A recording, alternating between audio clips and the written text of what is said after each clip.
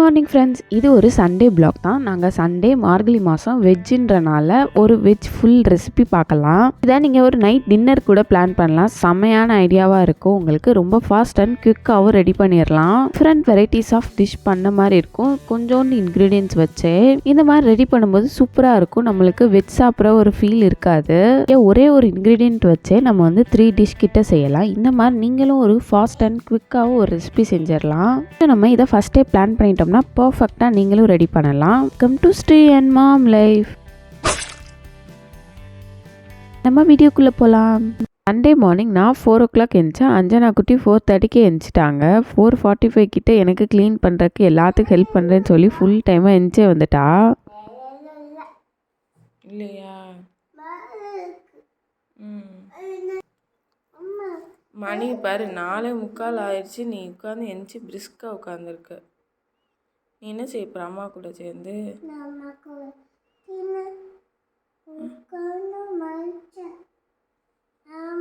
என்னது?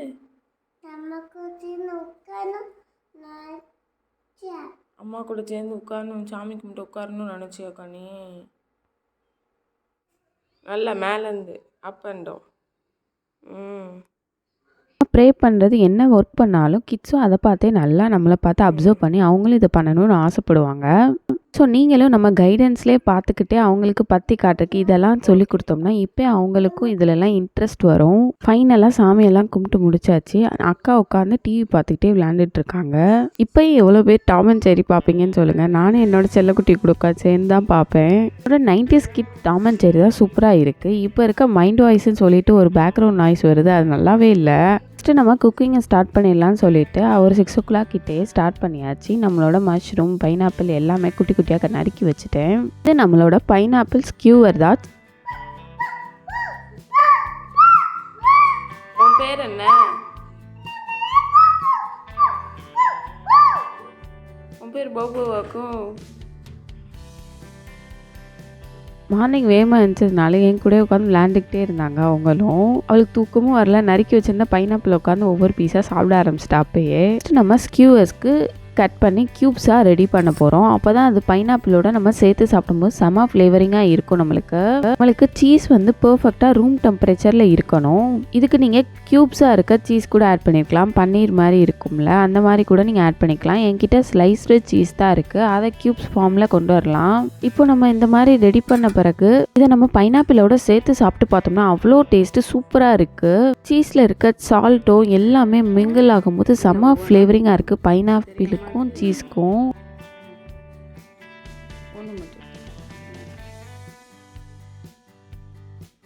Super super.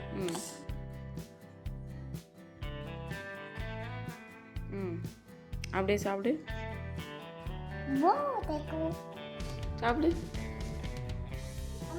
இதில் நான் பைனாப்பிளை ட்ரையாங்கிள் ஷேப்பில் கட் பண்ணி இந்த மாதிரி டிசைன் பண்ணியிருக்கேன். நீங்கள் சீஸ் வந்து சிங்கிள் லேயராக வைக்கிறதோட இது வந்து 4 லேயராக மடித்து வச்சோம்னா ஃபஸ்ட்டு இன்னும் செம்மையாக இருக்குது. ஃபஸ்ட்டு நம்ம காளான் ரெசிபி ட்ரை பண்ணுறதுக்கு மசாலா அரைச்சி எடுத்துடலாம். தந்தூரிக்கு மசாலா.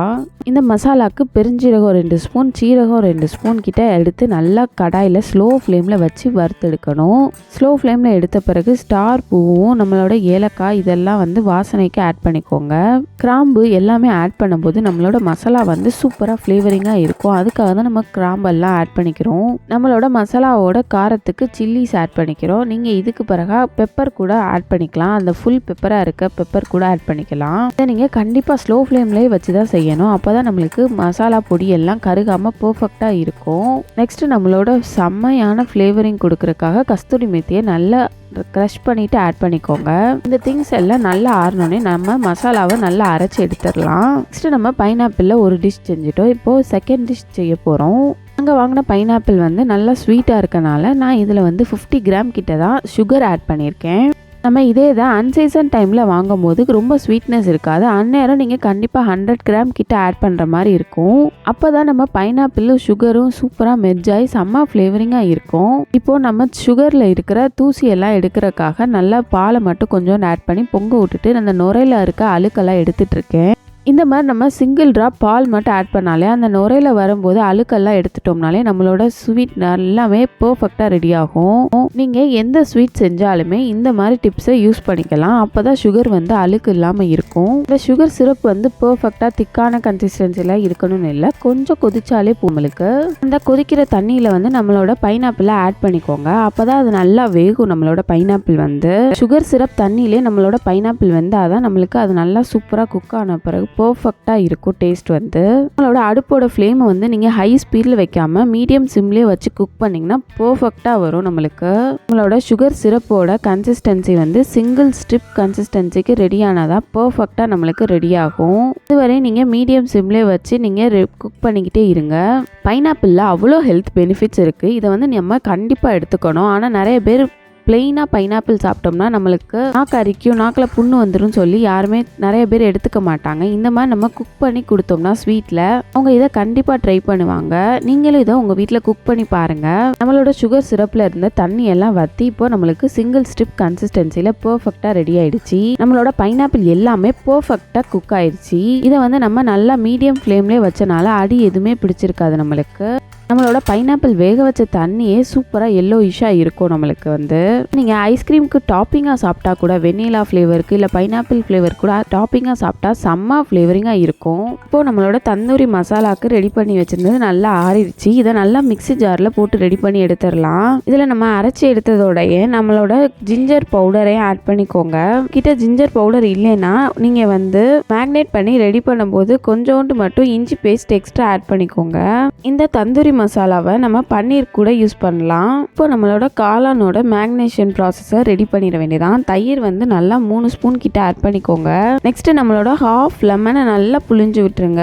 நல்லா கட்டியான தயிரை ஆட் பண்ணும்போது தான் நம்மளுக்கு பர்ஃபெக்டாக ரெடி பண்ண முடியும். நெக்ஸ்ட் நம்ம அரைச்சி வச்சிருக்க தந்தூரி மசாலாவை நல்லா 2 ஸ்பூன் கிட்ட ஆட் பண்ணிக்கோங்க.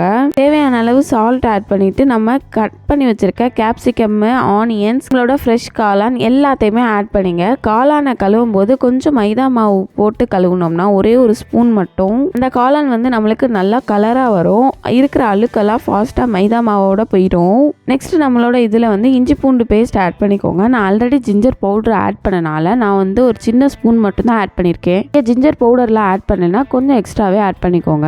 ரிமைனிங் மசாலாவை நல்லா ஏர்டைட் பாக்ஸில் போட்டு க்ளோஸ் பண்ணி வச்சுக்கோங்க. எப்போனாலும் யூஸ் பண்ணிக்கலாம். நான் கோபி மஞ்சூரியன் ரெடி பண்ண போகிறேன். கோபி மஞ்சூரியனும் கோபி 65மே ரெடி பண்ணலாம். தண்ணி சூடாக இருக்க தண்ணியில் வந்து சால்ட் ஆட் பண்ணிக்கிட்டு நம்மளோட புழு எதுவும் இருக்கான்னு சொல்லி அதை பார்த்து க்ளீன் பண்ணி எடுத்து வச்சுருங்க.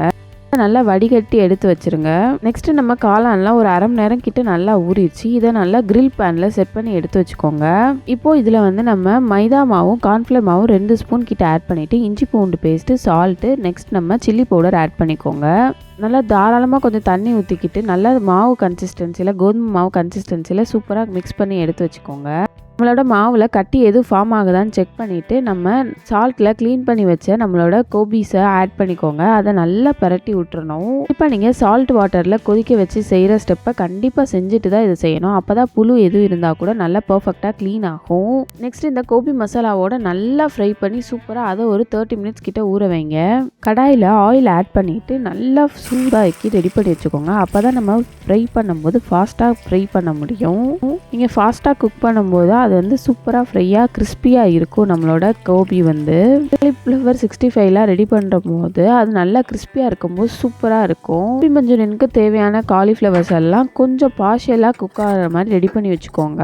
லைட் ஆரஞ்சிஷ்க்கு கொஞ்சம் கோல்டனிஷாக மாறும்போது நம்ம ரெடி பண்ணிடலாம். கோபி 65 செய்யும் போது மட்டும் நல்லா ரெட்டிஷாக வர வரையும் நல்லா ஃப்ரை பண்ணி எடுங்க. அப்போ தான் இன்னும் நல்லா கிறிஸ்பியாக இருக்கும் நம்மளோட 65 வந்து. இந்த கடாயில் கோபி மஞ்சூரியனை ஸ்டார்ட் பண்ணிடலாம். அதுக்கு நல்லா பொடி பொடியாக நறுக்கி வச்சிருக்க கார்லிக் ஆட் பண்ணிக்கோங்க. நல்ல ஆயிலில் நம்மளோட கார்லிக் வந்து நல்லா ஃப்ரை ஆகட்டும். இந்த ஆயிலே வந்து நல்லா கிளறி விட்டுக்கோங்க. அப்போ தான் நம்மளுக்கு கோபி மஞ்சூரியன் செம்ம ஃப்ளேவரிங்காக இருக்கும்.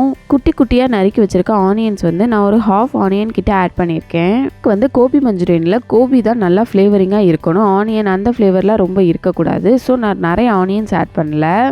ஆனியன் கிட்ட நான் வந்து கியூப்ஸாக ஆட் பண்ணியிருக்கேன். அப்போ தான் நம்மளுக்கு ஸ்லைஸ்டு ஆனியனில் நல்லா டிஃப்ரெண்ட்டாக தெரியுன்றனால நம்மளோட க்ரீன் கேப்சிகமும் நல்லா நீட்டாக நறுக்கியிருக்கனால நம்மளுக்கு டக்குன்னு குக் ஆகாது. கொஞ்சம் பச்சையாகவே இருந்தாலே நம்மளுக்கு அது சூப்பர் ஃப்ளேவரிங்காக இருக்கும். இப்போ நம்மளுக்கு தேவையான சில்லி பவுடரும் சால்ட்டும் ஆட் பண்ணிக்கிறேன். இதே இதுக்கு நீங்கள் வந்து ஆல்டர்னேட்டிவாக சில்லி சாஸ் கூட ஆட் பண்ணிக்கலாம். கலர் சில்லி சாஸை ஆட் பண்ணாலும் செம்ம ஃப்ளேவரிங்காக இருக்கும். அது 1 ஸ்பூன் கிட்ட ஆட் பண்ணிக்கோங்க. நெக்ஸ்ட்டு சோயா சாஸும் டொமேட்டோ கெச்சப்பும் நான் 2மே ஒரு ஸ்பூன் கிட்ட நல்லா ஆட் பண்ணியிருக்கேன். இதில் கறிக்கிறாமல் நீங்கள் பார்த்துக்கிட்டே இருங்க. நெக்ஸ்ட் நம்மளோட காலிஃப்ளவரை ஆட் பண்ணிக்கோங்க. ஏன்னா இது கறிக்கிட்டா நம்மளுக்கு ஃப்ளேவரே இருக்காது. நம்மளோட கோபி வந்து நல்லா இதோட மிக்ஸ் ஆகி நல்லா பைண்ட் ஆச்சுன்னா பர்ஃபெக்ட் டேஸ்ட் இருக்கும். நம்மளோட சோயா சாஸ் டொமேட்டோ சாஸோட 1 ஸ்பூன் கிட்ட கார்ன்ஃப்ளவர் மாவில் தண்ணி கலந்து ரெடி பண்ணி வச்சுக்கோங்க. அப்போ தான் அது சூப்பராக மிக்ஸ் ஆகும். பர்ஃபெக்டான செமி கிரேவியாக ரெடி ஆகும். எனக்கு இன்னும் கொஞ்சம் கூட கார்ன்ஃப்ளவர் மாவு தேவைப்பட்டுச்சு. அதனால தான் கொஞ்சம் தண்ணி கலந்து ஆட் பண்ணிக்கிட்டேன். அப்போ தான் பர்ஃபெக்டாக இருந்துச்சு. கார்ன்ஃப்ளெக்ஸ் மாவு ஆட் பண்ணும்போது தான் நம்மளுக்கு ஒரு கிளாஸி கோட்டிங் கொடுக்கும் நம்மளோட ஃபுட்டில் வந்து. ஃபைனலாக இறக்கும் போது ஸ்ப்ரிங் ஆனியன்ஸ் கூட நீங்கள் ஆட் பண்ணிக்கலாம். என்கிட்ட ஸ்ப்ரிங் ஆனியன்லாம் இல்லை, நான் மல்லிச்செடி அதனால் ஆட் பண்ணலை. கஸ்தூரி மேத்தி எல்லாம் போட்டு சப்பாத்தி மாவு ரெடி பண்ணி வச்சாச்சு கோதுமை மாவுலேயே. ஸ்டார்டிங்லேயே புரோட்டா எல்லாமே சாப்பிட்டனால மைதாவாக நிறையா சாப்பிட்டாச்சு. ஸோ கோதுமை மாவுலேயே ப்ரிஃபர் பண்ணியாச்சு. நம்மளோட 7 ஃபுட்டும் சூப்பராக ரெடி ஆயிடுச்சு ஃபாஸ்ட்டாக. கோபி 65லாம் சூப்பராக கிறிஸ்பியாக சூப்பராக இருந்துச்சு. பைனாப்பிள் அண்டு காளான் கிரில்லும் சூப்பராக இருந்துச்சு. நல்லா சூப்பராக மசாலாவோட நல்லா பைண்ட் ஆகிருந்துச்சு. இதில் நான் 1 ட்ராப் ஆயில் கூட போடாமல் நம்மளோட தந்தூரி ரெடியாச்சு. தந்தூரி மசாலாவை ஆட் பண்ணி நம்மளோட தோசை கல்லே கூட சுட்டு எடுக்கலாம். இந்த பைனாப்பிள் ஸ்வீட் வேற லெவலில் இருக்கும். கிட்ஸுக்கு ஸ்நாக்ஸ் பாக்ஸுக்கு கூட கொடுத்து விடலாம். இது வந்து நம்மளோட மேத்தி சப்பாத்தி சூப்பராக செம்ம சாஃப்டாக இருந்துச்சு. கோபி மஞ்சூரியன் நல்லா காலிஃப்ளவராக போட்டு சூப்பராக ஃப்ளேவரிங்காக இருக்கும். நீங்களும் இதை கண்டிப்பாக உங்கள் வீட்டில் ட்ரை பண்ணி பாருங்கள். இந்த மாதிரி நிறைய வெரைட்டிஸ் ஆஃப் டிஷ் பண்ணணும்னு பிளான் பண்ணிங்கன்னா சூப்பராக பர்ஃபெக்டாக ரெடி பண்ணிடலாம். இந்த வீடியோ கண்டிப்பாக பிடிக்கும்னு நினைக்கிறேன். தேங்க்ஸ் ஃபார் வாட்சிங் the video. Subscribe to our channel for more videos. Tata bye. Have a great day.